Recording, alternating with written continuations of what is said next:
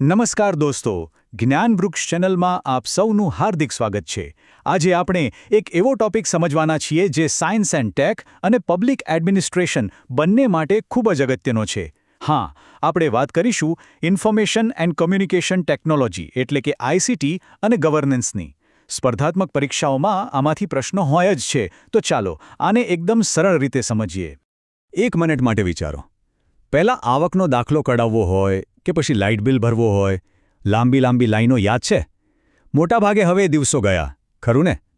બસ આ જે બદલાવ છે ને, એ જ છે ઈ-ગવર્નન્સની તાકાત, જે આપણા રોજિંદા જીવનને સીધી અસર કરે છે. તો આ બધી માથાકૂટ, આ લાંબી લાઈનો, એનો સમાધાન શું? એનો જવાબ છે ઈ-ગવર્નન્સ. શાસન ચલાવવાની એક નવી, એકદમ આધુનિક રીત, જે સરકારી કામકાજને ટેકનોલોજીની મદદથી વધુ સ્માર્ટ બનાવે છે. ચાલો, આ સ્માર્ટ ચહેરો કેવો છે એને ઊંડાણથી જોઈએ. તો સૌથી પહેલાં ઈ-ગવર્નન્સ એટલે શું? એકદમ સાદા શબ્દોમાં કહીએ તો, જ્યારે સરકાર આપણને એટલે કે નાગરિકોને સેવાઓ આપવા માટે કોમ્પ્યુટર, ઇન્ટરનેટ અને મોબાઈલ જેવી ટેકનોલોજીનો ઉપયોગ કરે, ત્યારે એને ઈ-ગવર્નન્સ કહેવાય. અહીં એક વાત ખાસ યાદ રાખજો, ઈ-ગવર્નમેન્ટ અને ઈ-ગવર્નન્સ અલગ છે. ઈ-ગવર્નમેન્ટ એટલે ખાલી ઓફિસોમાં કોમ્પ્યુટર મૂકી દેવા, જ્યારે ઈ-ગવર્નન્સ એટલે નાગરિકને કેન્દ્રમાં રાખીને સેવાઓ ઓનલાઈન આપવી. ઈ-ગવર્નન્સનો મુખ્ય હેતુ શાસનને સ્માર્ટ બનાવવાનો છે. અને મિત્રો, આ સ્માર્ટ શબ્દને તો બસ મગજમાં ફિટ કરી દેજો. પરીક્ષા માટે આ ખૂબ જ ઇમ્પોર્ટન્ટ છે. એસ એટલે સિમ્પલ એટલે કે સરળ વહીવટ, એમ એટલે મોરલ એટલે કે નૈતિક શાસન, એ એટલે અકાઉન્ટેબલ, સરકાર લોકો પ્રત્યે જવાબદેહ બને, આર એટલે રિસ્પોન્સિવ, ફરિયાદોનું તરત નિરાકરણ આવે, અને ટી એટલે ટ્રાન્સપેરન્ટ એટલે કે પારદર્શકતા. આ 5 પાયા પર જ સુશાસનની ઇમારત ઊભી છે. સારું, તો આ ઈ-ગવર્નન્સ કામ કઈ રીતે કરે છે? કોણ કોની સાથે વાત કરે છે? એના આધારે એને મુખ્ય 4 મોડેલમાં વહેંચવામાં આવ્યું છે. ચાલો, આ ચારેય મોડેલોને એક પછી એક ઉદાહરણ સાથે સમજીએ.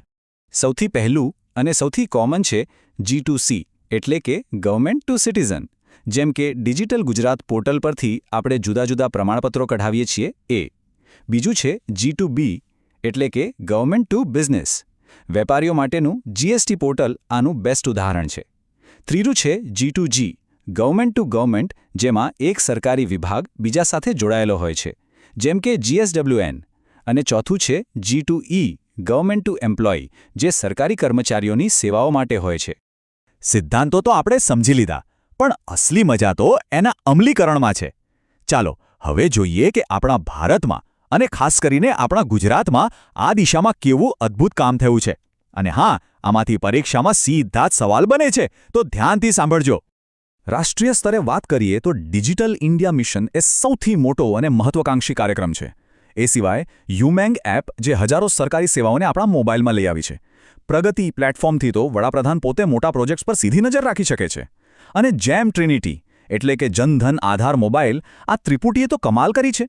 સરકારી યોજનાના પૈસા હવે સીધા લાભાર્થીના ખાતામાં, વચ્ચે કોઈ વચેટીઓને. આનાથી ભ્રષ્ટાચાર પર બહુ મોટી રોક લાગી છે. અને હવે વાત આપણા ગૌરવની, ગુજરાતની.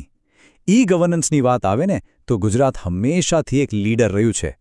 આપણો સ્વાગત કાર્યક્રમ, જેને છેક યુનાઇટેડ નેશન્સ તરફથી એવોર્ડ મળ્યો છે, એ આનું ઉત્તમ ઉદાહરણ છે.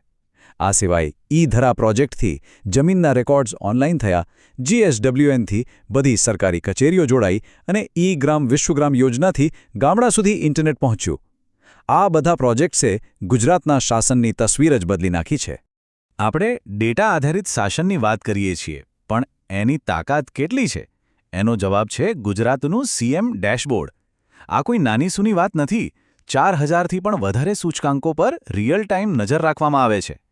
એનો અર્થ શું થયો કે આપણી એસટી બસ અત્યારે ક્યાં પહોંચી છે, અથવા તો નજીકની હોસ્પિટલમાં કેટલા બેડ ખાલી છે, આ બધી જ માહિતી એક ક્લિક પર ઉપલબ્ધ છે. આને કહેવાય ટેકનોલોજીનો પાવરફુલ ઉપયોગ. પણ જુઓ, જેમ દરેક સિક્કાની 2 બાજુ હોય છે, એમ ઈ-ગવર્નન્સની પણ છે.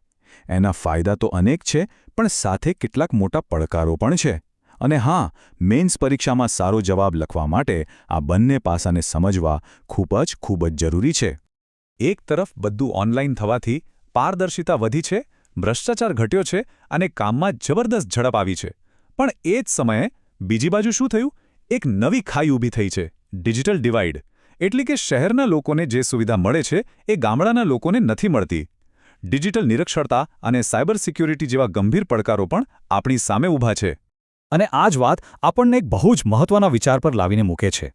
ઈ-ગવર્નન્સની સાચી સફળતા માત્ર ટેકનોલોજી લગાવવાથી નહીં આવે, પણ જ્યારે સરકારી અધિકારીઓ અને કર્મચારીઓની કામ કરવાની આખી સંસ્કૃતિ, એમની માનસિકતા બદલાશે અને તે નાગરિક કેન્દ્રિત બનશે, ત્યારે જ આપણે સાચા અર્થમાં સફળ થઈશું.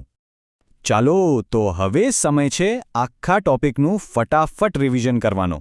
પેન પેપર તૈયાર રાખજો, કારણ કે અહીં જે માહિતી આવી રહી છે એમાંથી પરીક્ષામાં સીધા માર્ક્સ મળી શકે છે. ચાલો શરૂ કરીએ. સૌથી પહેલાં આ 3 નામ અને એના ફૂલ ફોર્મ્સ બસ મગજમાં છાપી લેજો: પ્રગતિ, સ્વાગત અને ઉમંગ.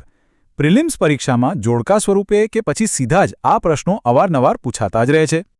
અને હવે મેઇન્સ પરીક્ષા માટેના બ્રહ્માસ્ત્ર જેવા શબ્દો.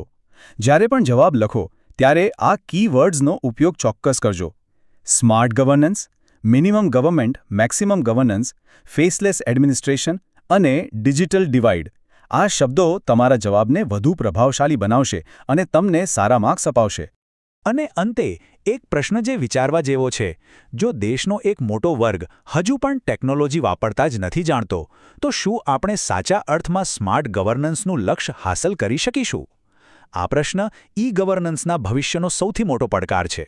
આશા છે કે આજની આ ચર્ચા આપ સૌને ઉપયોગી થઈ હશે. જો વિડીયો ગમ્યો હોય તો તેને લાઇક કરજો, મિત્રો સાથે શેર કરજો અને જ્ઞાનવૃક્ષ ચેનલને સબસ્ક્રાઇબ કરવાનું ભૂલતા નહીં. ફરી મળીશું એક નવા વિષય સાથે. જય હિન્દ.